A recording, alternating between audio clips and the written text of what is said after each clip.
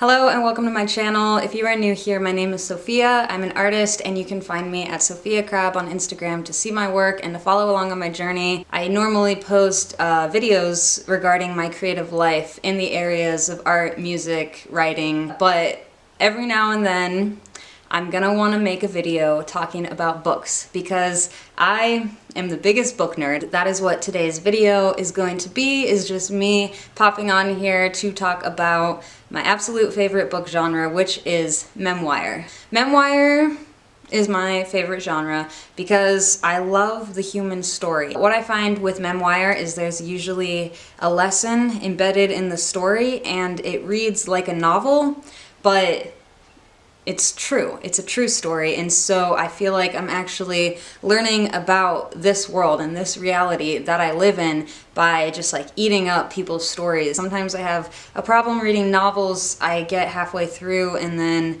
I just forget about it and I fall off and I don't finish the book. I have a problem with that, not always finishing novels. That being said, I really respect the art of storytelling. Memoirs that are really well written, then that same art of storytelling is taken into someone's real personal story and they're able to tell it in a way that is entertaining and captivating in the same way that a novel is. This fascination with memoir began when I first started getting into Natalie Goldberg, and you'll hear me talk about her all the time. I guess getting into her work when I was like 19, 20 is really what inspired me to start reading memoirs, and once I started reading memoirs, I started to feel the magic of what memoirs are for me. So here I have a stack of some memoirs that I've read over the years. Starting at the bottom, I Am Malala. One thing that is really important to me about this specific book is that my MEMOIR gave it to me, I think for Christmas one year. She's always been really headstrong about how important education is. Of course, my MEMOIR buys me this book because of Malala's story and standing up against the Taliban and, you know, insisting women deserve an education. So reading this definitely helped me see that perspective that my MEMOIR's always had of, yes, I am very blessed and I should not take my education for granted, and the fact that it's been so easy for me to go to school. This book was really important for me, helped me gain perspective on my own life and the things that I should be thankful for and the severity of having to fight for what's right sometimes. All right, the next memoir is Initiated, Memoir of a Witch.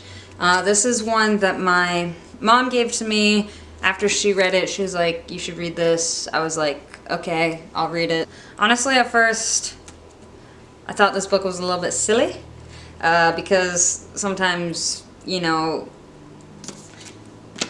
when people are all like, oh, I'm a witch, and like that kind of lingo, then I don't always take it super seriously, to be honest. I was a little bit judgmental at first. I'm glad that I gave this book a chance because when you read somebody's stories, you go beyond those initial judgments of who you think that person is or what they might be, and you learn like that everybody goes through their shit. It really opened my mind and helped me see past my judgments, and I really at the end really loved this book, and it did actually have a really good impact on me. Alright, another memoir that I read recently was Karma Gone Bad. Again, this was one where I was a bit judgmental at first, and I'm glad that I stuck it through because again, I get to, when I feel like I'm feeling judgmental towards someone when I'm reading their memoir and I stick it through towards the end, then I get to kind of like dissect where my judgments are coming from and why I'm judging this person. I initially got it because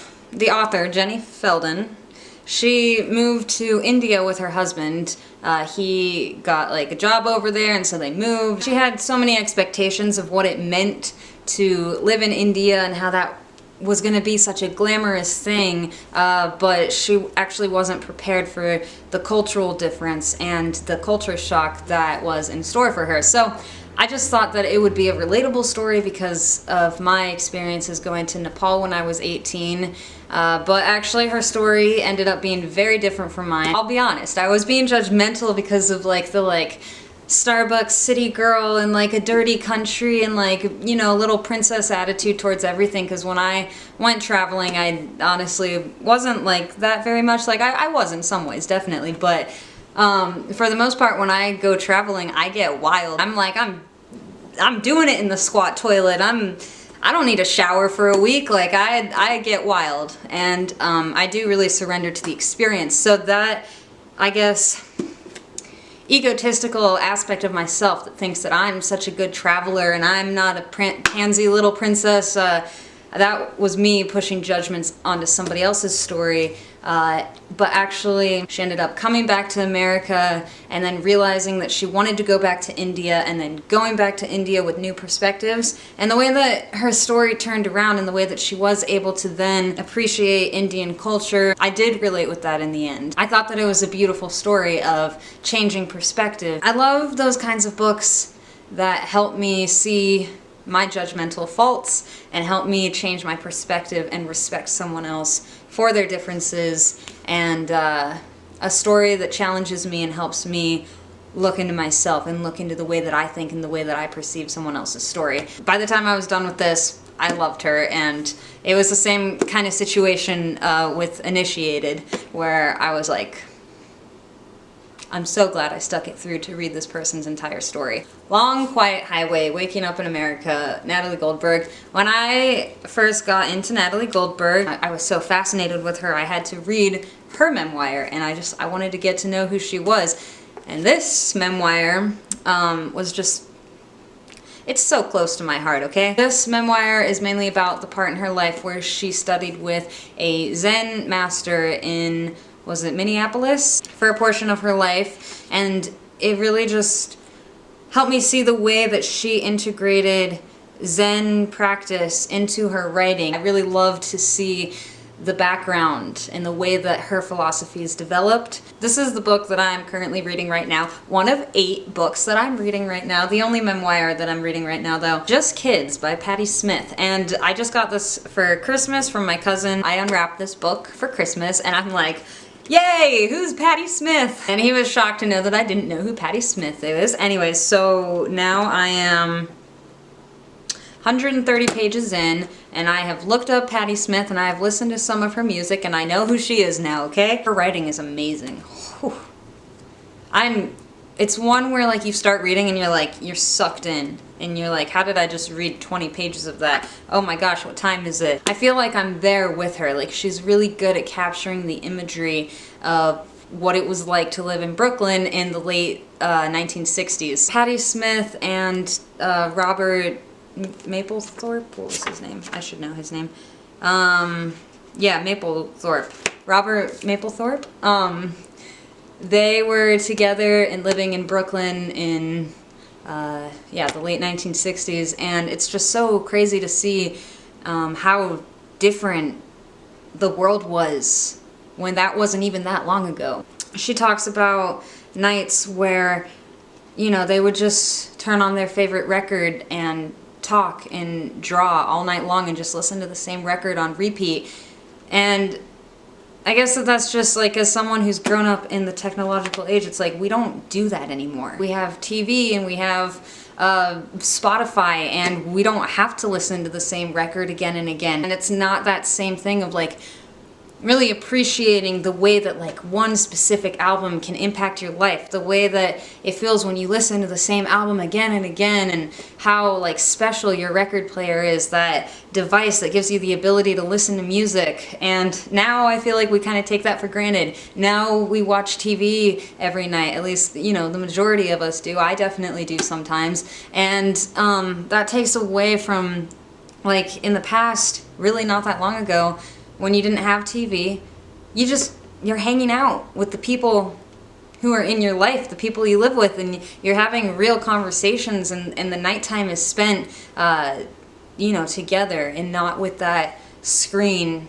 taking our attention from each other. And just other aspects like that, like payphones. And, you know, you make a plan with somebody, and then you leave and you have to stick to that plan, because you can't just like text or call and be like, yo, never mind, can we meet at 6 instead of 4? It's like, no, you made the plan to meet at 4 and you have to be there at 4, otherwise they're not gonna know that you're gonna like not be there. It's like that kind of stuff. Where like I'm really getting a window into what the world was like before this like technological revolution started, or I guess it was starting then, but before it really took hold and, you know, captivated the entire human species. All right, the last memoir that I want to talk about is another one that I read recently. How to Be a Woman was just such a good memoir because Moran, she has such a spunky tone, and this book is so energetic, and I'm there the whole time feeling pumped up, feeling energized, feeling like, yes, tell me more, tell me more. I blew through it pretty fast because I was just hooked, and I was like reading it day and night. And each chapter is just about a certain aspect of her life where she didn't know how to be a woman, and so she's like telling her story through the perspective of learning how to be a woman in ways that like culture and family didn't properly teach her. Yeah, like starting your period, being a feminist, wearing a bra, body image, falling in love, getting married, all that kind of stuff. All right, so these are not all of the memoirs that I've read over the past couple years, but honestly, these are the ones that I still have like in the house, like hard copy. Some other memoirs that I really loved, I gave them away, and I just wanted to, I guess, I was like, whatever memoirs are on my shelf, those are the ones I'm supposed to talk about for this video, and I just like grabbed the memoirs that I still own. I really just wanted to hop on here and talk about this because I want to make YouTube videos that are really fun for me to make. Instead of trying really hard to, you know, fit a particular niche, you know, like I'm an art channel, but instead of really, you know, forcing myself to fit into that niche and trying really hard to please a specific audience, I want to make videos that are fun for me to make.